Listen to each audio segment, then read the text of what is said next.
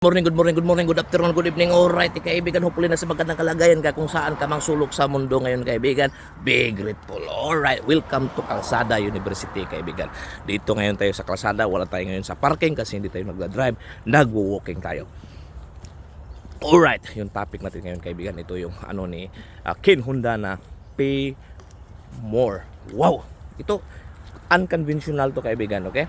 So ano yung concept niya? Bakit daw kung magbabayad siya, kaibigan, instead for example manghingi ng 100, he will pay more. Mayroon siyang bill na ganito, he will pay more. Wow. So, 'di ba? Tayo kung mayroon tayong bayarin, matatakot tayo, kaibigan.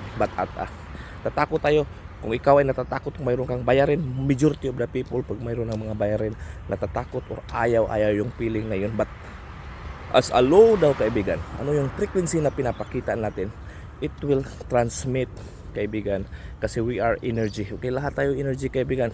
It could be hangin pa yan, ano pa yan, yung aso na yan, yung tao na yan, it's energy. So kung ano yung tinatransmit natin na energy, kaibigan, yun din yung frequency, andun din tayo. Okay, so parang gusto kang makinig ng AM lang yung maririnig mo, hindi ka makakarinig ng FM. So ngayon, ikaw ay magbabayad daw, at saka mayroon kang anxiety, mayroon kang parang fear na baka maubos yung pera, wala na ka lang pambayad. So iba yung frequency na pinapakita mo every time na ikaw ay magbabayad.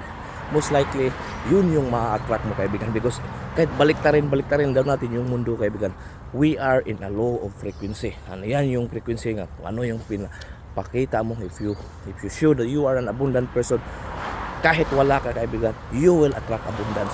Wow! So ano yung sikreto na binigay nito ni Ken Honda? Itong si Ken Honda yung nagsulat ng Happy Money, na bakit daw magbabayad siya, pay more. Okay, so ganito daw yun, kaibigan. Kasi majority, kaibigan, kung kukunti lang daw yung magbabayad ng pay more. Okay, so like kung pupunta ka sa waiter, magbigay ka ng tip or anything na mayroon kang bayaran, dagdagan mo siya ng kunti.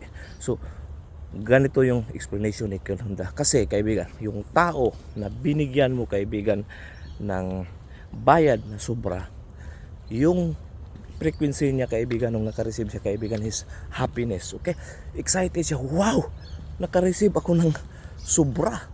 Na-imagine ko dati, kaibigan, nung nagda-drive ako ng Uber, na mayroong isang tao akong hinatid. Actually, 2 beses na ako na nabigyan ng tip ng $50.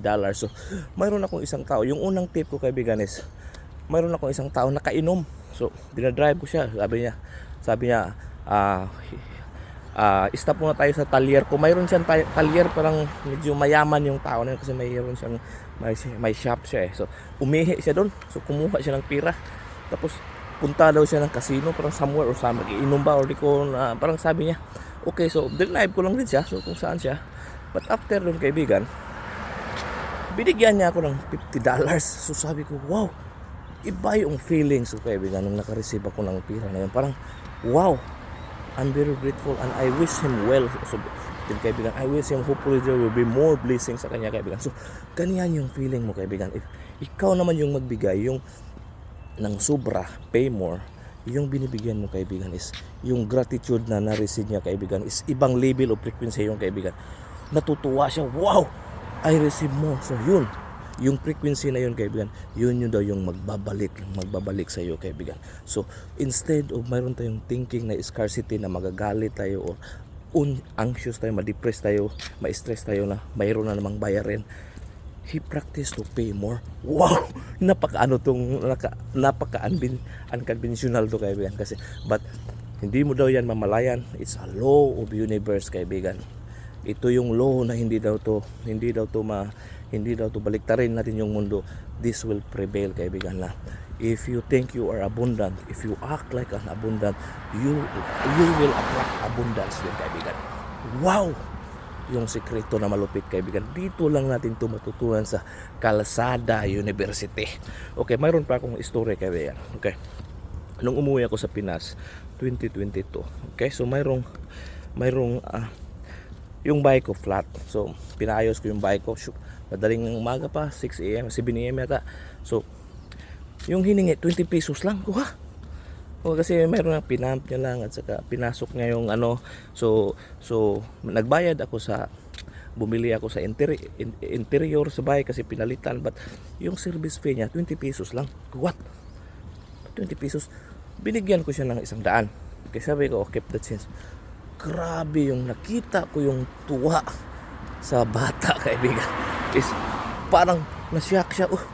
Siguro kasi probinsya kami, hindi siguro siya nakaka-receive ng gano'n na extra. Sabi ko, sa'yo na yan, 100 pesos na, pero na-feel ko yung frequency niya, kaibigan, na napakasaya niya, napakaibang frequency yung tinatransmit niya nung nabigyan ko siya ng sobra. Wow! Sabi ko, wow, I feel blessed also, kaibigan. Parang natuwa rin ako, kaibigan. Uy, please, kunting amount kayo nakapagbigay ka ng saya ng tao na parang hindi mapalitan ng something, kaibigan. At saka yung frequency na bumalik sa iyo, na you make someone happy, iba rin, kaibigan. Hindi mo rin yun mabayaran o hindi mo rin yun makita sa mirrors. Iba rin yung feeling na yun. So wow. So isa pang business, nung nanghiram ako ng sasakyan sa tiyuhin ko na flat, gabi na, at saka weekend yun, linggo yata. So yung kapitbahay ko, mekaniko. So sabi ko kung baka pwede niyang ayusin. So pumayag siya, inayos siya. Ang tagal niyang inayos, mga 1 hour yata mahigit. Ang sobrang pawis niya na, kaibigan. So magkano charge? 150. Sabi ko, uy, 150 pesos. So binigyan ko siya ng 700, kaibigan. Sabi niya, wag, sobrang laki. Pero nung binigyan ko, kaibigan, grabe yung iba yung feeling niya na wow. Imagine mo 150 tapos 750. Sabi ko, wow. Parang natuwa rin ako, kaibigan, na pag nakikita mo yung tao na parang wow. Parang minsan, uy, di mo alam, baka nangangailangan sa yung time na yun or something, to na instead of 150 lang, 750 yung na-receive niya. So meaning, wow, iba yung pakiramdam, natuwa siya, kaibigan. So yung respond mo naman na nakita mo yung tao nung naka-receive ng ganun, kaibigan, kahit once in a while mo lang yung gawin, wow, parang di mo rin na-explain na wow, this is like wow. Iba yung pakiramdam mo, kaibigan, na nakapagbigay ka ng gano'n ng tuwa sa tao na hindi niya ina-expect. Wow!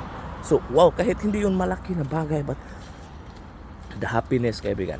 Okay? So, it could be 1 million, 10 million, it could be 1 piso yan, kaibigan. Pero yung feelings daw, kaibigan, is, if the feelings is the same, kaibigan, it doesn't mean anong value yun, kaibigan. Kasi yung brain natin or subconscious mind natin, if you feel happy, you are happy. If you feel grateful, you are grateful.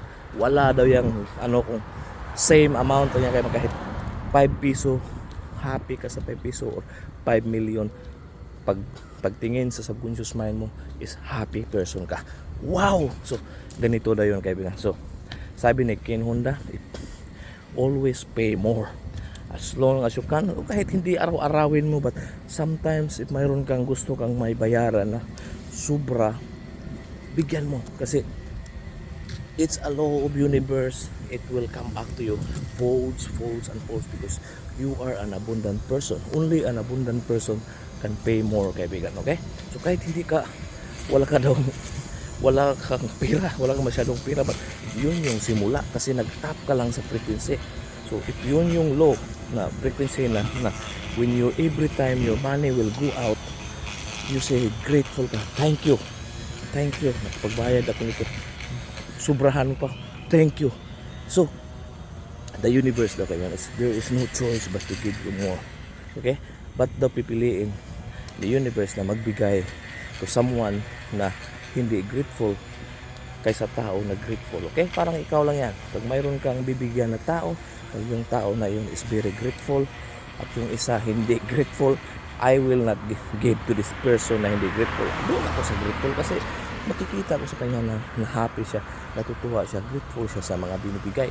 Pag hindi ka grateful, meaning wala, hindi, stop ka na kasi hindi ka nga grateful. So ganon din daw yung law sa universe, kaibigan. Kung tayo ay grateful tayo, kahit malang yung tira na kahit hindi lang papasok, kaibigan, kahit yung palabas na pira, pag every time na lumabas yung pira, grateful tayo, then there is no choice, there will be more abundance sa ating, kaibigan. It could be our health, it could be wealth, kaibigan.